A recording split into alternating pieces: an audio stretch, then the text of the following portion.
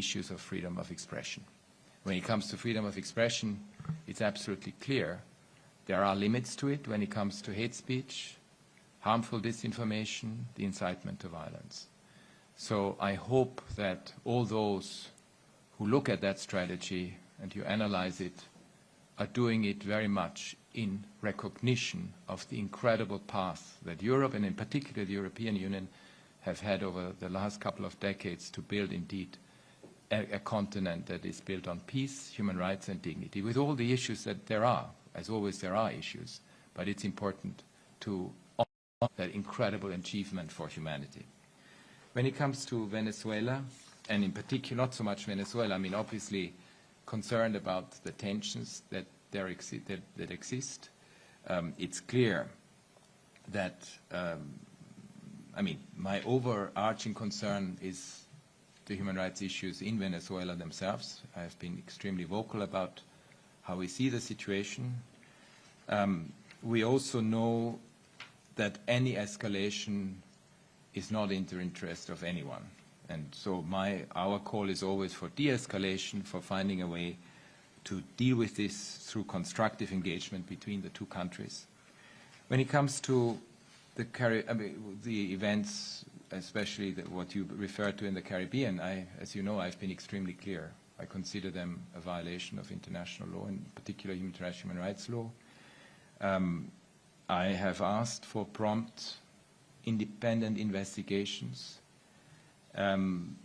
We have seen a debate now in the US, in Congress as well, about these strikes, and I hope that they will lead to a prompt, serious investigation that is independent, so that we can get to the bottom of what has happened there. Yeah, thank you. Thank you. I've then got Jamie and Mohammed, and we'll come to you. Thank you. Go on. Sorry if I'm cutting in on anyone. I wanted to ask about Sudan. I also want to ask about the Trump administration, but I'll restrict myself to one question. Can you tell us a little bit about an update that you might have about the fate of these tens of thousands of people who were not able to flee the RSF attacks on El Fasher? And could you explain your current thinking about the phrase, whether or not crimes against humanity have been committed there? I know that some special rapporteurs have used that language. What's the state of your reflection on that? And just in general, the types of crimes that you've documented so far in El Fasher? Because you mentioned, of course, Kordofan, that you're fearful that it may be the next El Fasher.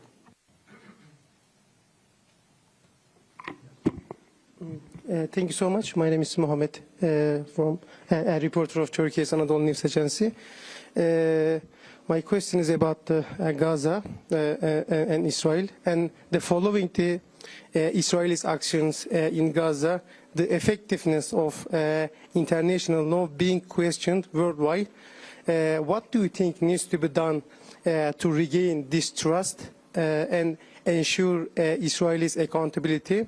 And what is the role of the UN and the member states in this regard? Thank you.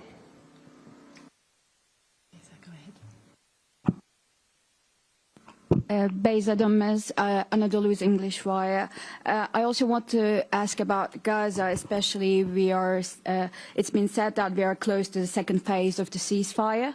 Hamas officials have said that more pressure must be put on Israel to reach an agreement on the phase 2.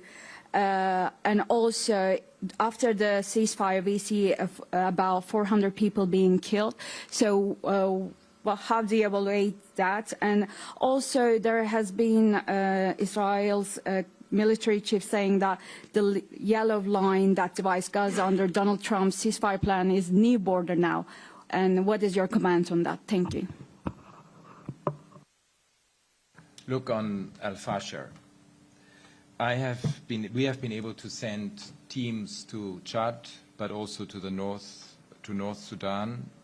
So we had a chance to interview witnesses from what happened in Al-Fasher independently from each other, which I think for us is very important because, as you know, we have a very strict methodology when it comes to documenting serious human rights violations and atrocity crimes. And the pattern that emerges that thousands of people had been killed within a very short period of time, end of October. We don't know the exact number, but we are talking about thousands, not just hundreds. We are talking about thousands of people that have been killed. There were summary executions. There were people who were trying to leave Al-Fasher who were killed when they tried to leave. There were very strong, there were witness statements about rape and gang rape, including in front of family members. There were attacks also, and there was abductions for ransom. There was widespread looting. So yes, we are talking about very serious atrocity crimes, war crimes for sure, potentially also crimes against humanity. We are talking about plus there is the ethnically motivated violence that has come into play as well, which then puts us into the territory of crimes against humanity. So yes, we have an extremely serious situation. Let's also not forget that there were 18 months of siege, and that siege was brutal, with people not being able to eat much and with famine being declared. My worry is that the international community watches what's happening now in Kordofan, and we cannot allow a repeat of this absolutely horrific situation in Kordofan. And we really need to see an all-out effort to see a cessation of hostilities, to see a cessation to come back to not peace agreement, but also civilian rule, because we don't have civilian rule. Let's not forget that as well. On Gaza and Israel, of course, international law is international law. It doesn't get changed because it's not respected or when it's breached in a massive way. Unfortunately, that's what it is. We should be very grateful that we have international law, including international humanitarian law and international human rights law, because it gives us a base and a measure to assess situations. And accountability is critical. We very often forget about accountability, and in particular in this case, but in any other case as well, accountability also means beyond the domestic side, because, as you know, we have had our issues with the domestic accountability mechanisms in Israel that we don't think are working. We need international accountability, and as you know, there's an ongoing ICC process, and that's very important. And that's the one way for us to make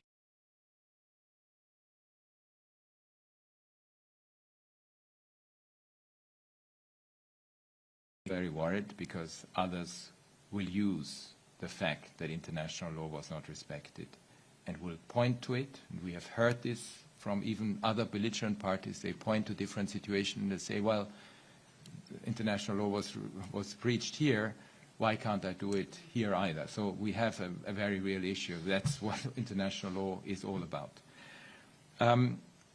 Yes, we are worried about the current situation because the bloodshed that we saw and the carnage that we saw in the past has indeed is no longer there. But as I mentioned, we have over 350 attacks that we recorded since the ceasefire, and they were all in the vicinity of the so-called yellow line, with at least 121 Palestinians killed, including 7 women, 13 children, and many other injuries. So we're continuing to document this and to monitor it very carefully. And yes, we call on all parties to respect the ceasefire and to ensure that we can indeed move to the next phase. Thank you. The yellow line, yes.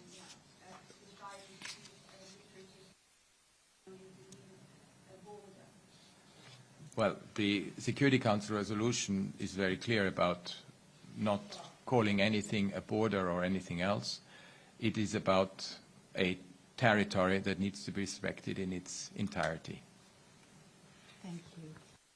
In the back, please. I believe Metropole.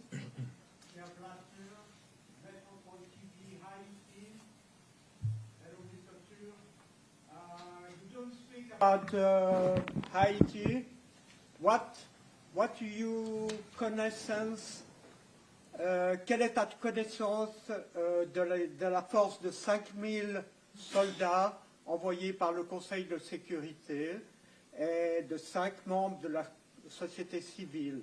Où est-ce que ça en est? Avez-vous des informations?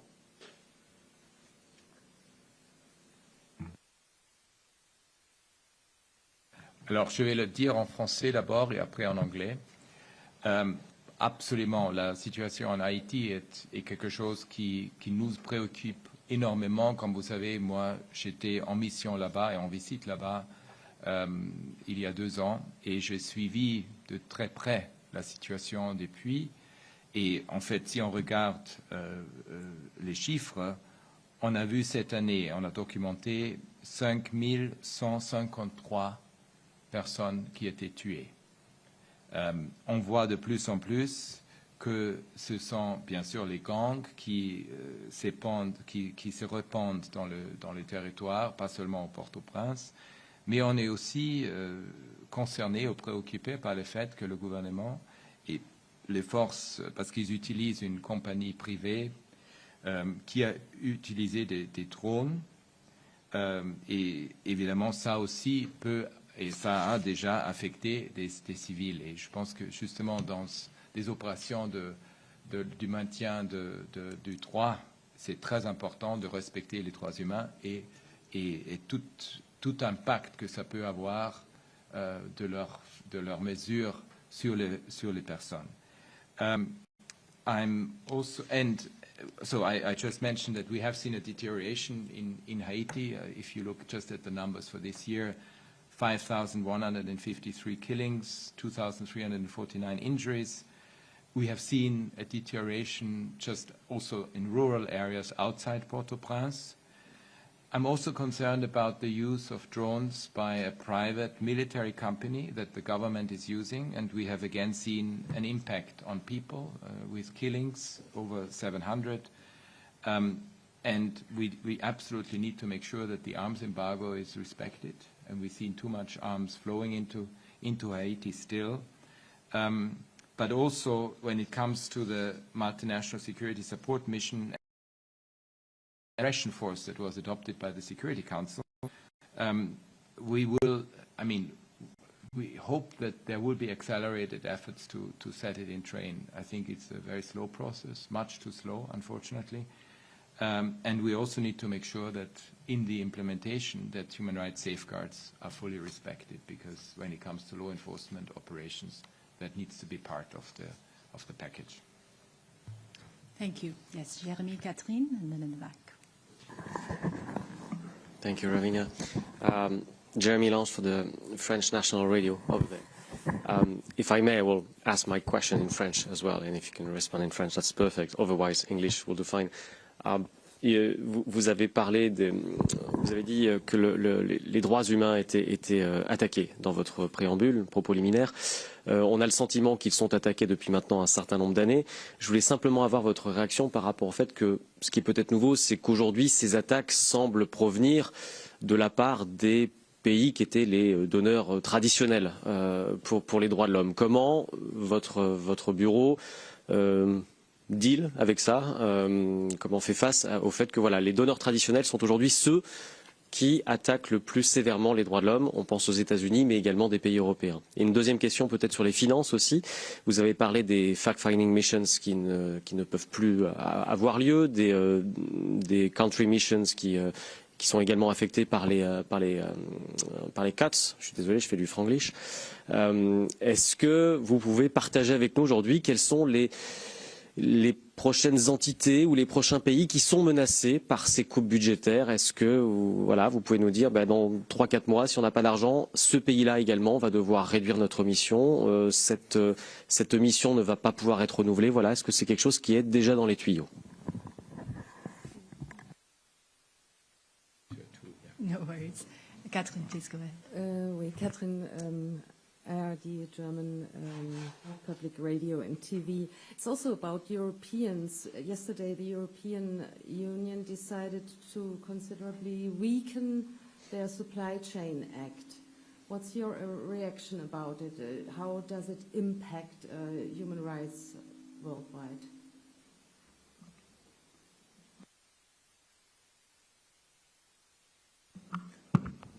Thank you, Mr. Ravena. Thank you, High Commissioner Turk. This is Mr. Liang from China Economic Daily. My question is related with the interaction and convergence between human rights and business activity, which we have seen accelerated under your leadership of your good office. My question in particular is, in view of the fact that this year a lot of effort has been put into pushing forward the drafting of a legally binding instrument to regulate in human rights the activities of transnational business and enterprises. In view of the fact that a lot of effort has been put into this effort this year, may I have your comment on the progress we have on the ground now, and how you foresee this effort with further progress in the next year, in view of the fact that this binding nature, legally binding nature, is something quite innovative and revolutionary. Thank you very much. Alors, je vais tout d'abord répondre en français, si c'est permis. Alors, je pense que ce qu'il faut faire d'une urgence, et on est en train de regarder ça avec beaucoup plus de détails, c'est justement une alliance globale sur les droits humains qui concerne tout d'abord les États membres, mais la société civile, les parlementaires, les villes. On a lancé cette campagne d'avoir plus des villes et aussi de la gouvernance régionale et locale, mais les parlementaires, la philanthropie, en fait, tout segment de la société pour se mobiliser en faveur des droits humains. Et je pense que ça peut nous aider à aussi communiquer d'une façon beaucoup plus efficace à tous ceux qui, pour le moment, sont soit sceptiques ou, en fait, connaissent pas assez ce que ça représente. Parce que, pour nous,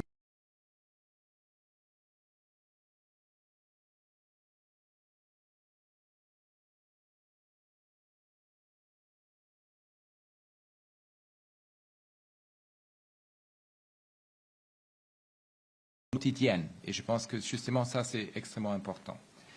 Et ce n'est pas une question de l'Ouest, c'est quelque chose d'universel. Parce que je peux vous dire, les jeunes que je rencontre au Bangladesh, par exemple, ou en Serbie, ce sont des jeunes, ou au Soudan, parce que j'étais là à un moment donné, ce sont des jeunes qui se battent pour les droits humains. Et ce n'est pas une question pour eux, c'est l'Ouest ou ce sont les bailleurs de fonds, c'est une question pour eux de survie et de mettre en sorte que leurs droits soient respectés. The next one on the fact-finding mission commissions of inquiry. At the moment, we are between 50 and 60% funding, which means that we are less able to document, or the fact-finding missions and commissions of inquiry are less able to document human rights violations. It has already had massive impact, for example, on the Commission of Inquiry on DRC, which we cannot fund at all. At the moment, we do not have the funds to set in train the Commission of Inquiry for DRC. So it has indeed very serious consequences. We hope that with the next budget cycle that we would be able to do so, but at the moment, this is not possible. On the supply chain Act, I mean, as I understand it, the discussions are still ongoing because there is this trilogy within the European Union. You probably saw that I took a public position on this omnibus resolution process, which wanted to make sure that those who decide on these things within the European Union are fully aware of the guiding principles on business and human rights. And we have had a lot of companies approach us, especially mid-sized companies who, in a way, want the predictability that comes from the business and human rights agenda. And they really embrace human rights because they see it in the long-term business interest to have a human rights compliant supply chain, for example, because they also know that their reputational risks could potentially be affected if, for example, they undertake activities where indeed violations happen, for example, labor standards and so forth. So we saw the current debate from a worryingly, because we hope that indeed they would take into account the standards that have been achieved. And it's not only us, civil society and High Commissioner's Office, it's also many companies that approached us from that perspective. Human rights and business activities, I mean, this is absolutely an area of that we really need to work on. And we had 2 weeks ago the Forum on Business and Human Rights here in Geneva. There were over 4,000, I think even probably some 5,000 participants because we had 1,000 of them online. It shows an incredible interest on the part of the business community to work on the human rights front. We also see, and you mentioned the legally binding instrument, it has taken a long time to even get to that point. But I do hope that indeed we would see a legally binding instrument. It's one area where non-state actors, in this case businesses, can exercise a lot of power, especially tech companies. I mean, let's look at the very big tech companies. They sometimes have budget that go even beyond the gross domestic income of an industrialized nation, which means they can exercise a lot of power. And human rights are the guardrails, but human rights are also the inspiration to do good and to influence technological development. So yes, business and human rights extremely important from our perspective. Thank you. We have, I'll take two more questions in the room, and then I've got Olivia waiting very patiently online from Reuters, and 2 others online, and then I think it'll have to be a wrap. Please go ahead. Yeah, thank you for taking my question. Alexandre Grosbois, AFP.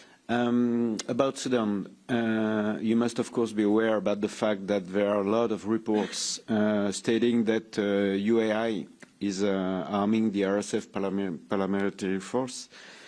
Have your teams on the field been able to verify these accusations, and what's your point of view on the issue? Thanks. Online, Olivia, please unmute. Thank you very much. 2 questions, if I may. On the cuts that you outlined there, would you describe them as disproportionate in terms of how the cuts have landed on the Human Rights Office versus other areas of the UN? And secondly, if you may just outline your concerns from what you saw in the last couple of months in Gaza, particularly in Gaza City, in terms of the extent of airstrikes and demolitions in that area in the lead up to the ceasefire, and what in particular human rights concerns that has sparked among your team. Thank you. Dina, please go ahead. Thank you, Ravina, and thank you for the opportunity. My question is about Lebanon. I'm here. My question is about Lebanon and the huge gap between the numbers you gave on November 27 of killed in Lebanon. You mentioned 127 Lebanese who were killed, while the health, the Ministry of Public Health mentioned 333 civilians killed in Lebanon. Of course, after the ceasefire, Lebanon respected totally the ceasefire, and including Hezbollah, which also respected the ceasefire. So who are those 200 people who were killed and not mentioned in your report? Why they are not mentioned? And do you consider killing Hezbollah fighters who are not fighting anymore in Lebanon? Do they receive? Is it okay to kill them or not? Are they considered as civilians, according to the international law? How do you consider them? Another question on other attacks on Lebanon, for example, on Aito in the north of Lebanon, 23 people were killed during an attack, Israeli attack, and you mentioned that you will investigate this attack and other attacks also similar to the one on Ain al-Hilwi, the Palestinian camp, where around 13 children were killed while playing basketball. Is there any investigations about those attacks, and if you can give us any updates? Thank you. Look, on Sudan, I think what is most urgently needed is respect for the arms embargo, and that is currently not the case. I mean, I just looked at the fact-finding missions report of the fact-finding mission report on Sudan and their report of September 2025, and they talk about they have actually received allegations that the parties, both parties, and the affiliated militias, obviously, use arms, ammunition, and unmanned aerial vehicles produced in 8 states, and that at least 16 states finance, manufacture, or facilitate weapons transfers. They have not been able to provide details of that, but they are, and I discussed it with them, they are actually looking into this. I mean, in order to get the evidence, this is not so easy, but it is also true that arms, as far as I know, there's only one still functioning factory that could produce arms, but the type of arms that we have seen that become more and more sophisticated, especially on the drone, when it comes to some of these drones, they obviously come from outside. And there are not only companies, but there are obviously interests to fund either party and provide them with arms. And yes, that is one of the very, very neuralgic points that need to be addressed, and I hope that there will be more focus on it. We have this division of labor with the fact-finding mission on this point. I mean, they will investigate this further, but of course, if we have any information that we can verify and bring to the table, we will do so. Then the issue of funding. Sorry, was there the funding? Yeah, the funding. On the funding. And, I mean, if I look at my colleagues in the UN system, all of them have been massively affected. If I just look at the humanitarian front, I mean, I think I saw the latest figures from UNHCR, 3.4 billion, UNDP, 4.5, UN Women, 600 million. So all of them, we are all affected. When it comes to the human rights system, we have a very complicated budget structure because we depend both on the regular budget, assessed contributions, and there we have the liquidity crisis, and we have extra budgetary funding. We have been disproportionately affected in the sense that if you cut what is already very scarce, and if you cut this even further, then obviously it has a huge impact. And in particular when it comes, and I want to make a strong plea for also human rights defenders, human rights organizations, grassroots organizations on the ground in particular, who all telling us that they will not be able to do their work anymore. And that is where the danger lies, because if you don't have the people who actually are defending human rights on a daily basis on the ground, and then a weakened safety net that comes from the international system, yes, it will weaken human rights enormously. And things will happen as a result that we could have prevented if we had a much stronger system. So yes, as I said, we are in survival mode when it comes to human rights, and I hope it's a bit of a wake-up call to everyone around the world to see that we are not becoming weaker, but actually end up stronger. On Lebanon. Yes. Yeah, no, yeah. Yes, so we actually, this is quite, when we issue data ourselves, we have a verification process. And that verification process always lags behind the actual data, and that's what comes with this. We are actually in the process of doing it as we speak, so we will come up to numbers that we are verifying, and we then always use the numbers that come from the official statistics, but we actually go into this, and that's extremely important. I think we have also dealt with the issue of what happened in the north, from what I understand, and you also asked the question about if someone ceases armed activities and lays down arms, yes, then they are not to be considered combatants. Yeah. Sorry? Well, and that's why we emphasize very much that international humanitarian law is very clear about this. They are not to be killed if they are no longer combatants. Well, frankly, we hope that no one is killed anyway, but unfortunately, in a situation of war, that's what it is. Of time, we just have John and Imen online. Olivia, I'm sorry, I won't be able to give you a follow-up question because the High Commissioner will have to leave. But if you do have any follow-up questions, please do get in touch, and we can send you written responses, or one of the spokespeople will be very happy to handle them. John, and then Imen, please. John, go ahead. Yes. Good morning, High Commissioner. I was wondering, sir, if you could comment on the decision by the Australian government to ban the use of social media by adolescents, and what are your concerns? You mentioned the late John Ruggie. Are we seeing an increase in corporate social irresponsibility rather than responsibility? Thank you.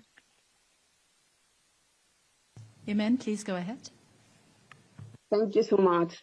Thank you, High Commissioner. I have a question. Actually, you mentioned that armed and military services revenue boosted by the war in Gaza, and there is several NGOs report that talk on Israeli testing the new weapons in Gaza. And my question is if your office have any investigation on that, and if you have any comment on countries that intend to purchase these weapons. Thank you.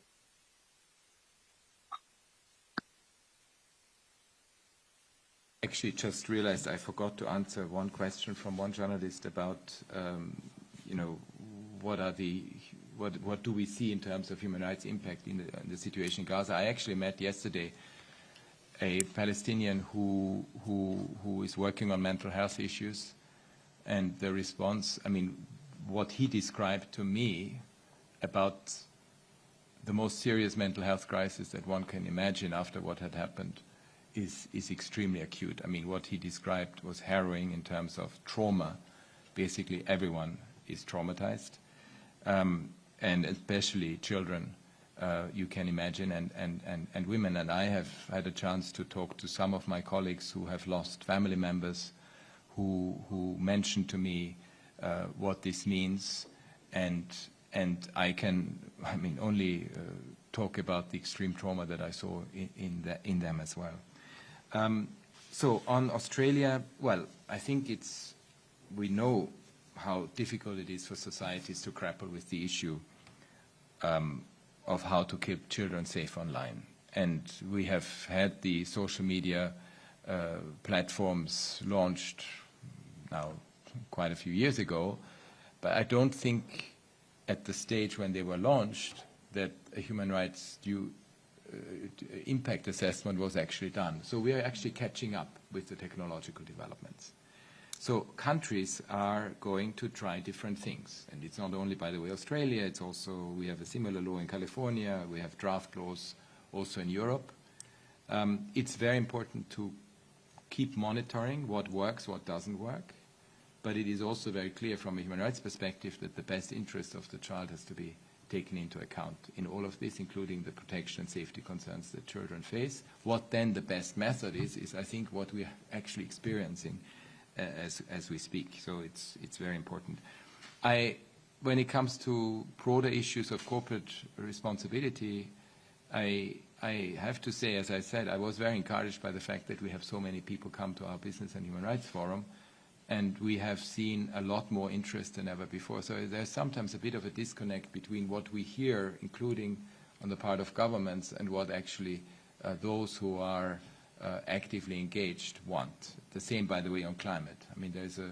We are going back into climate denial in the US, for example, but if you look at the companies that want to do the right thing, they are actually doing the right thing, and they have moved on. They know that in the interest of good business, you will have to take into account climate impact and environmental impact. And, sorry, the last question was Sorry? On Gaza, yes. I mean, obviously our office, as you know, is monitoring, documenting. I have no specific information on what you have just mentioned, and we will ask him about that. Thank you. Thank you, High Commissioner. We'll get back to you on that. And sorry, Jamie, Olivia, please approach us afterwards. Thanks very much, everyone. Thank you.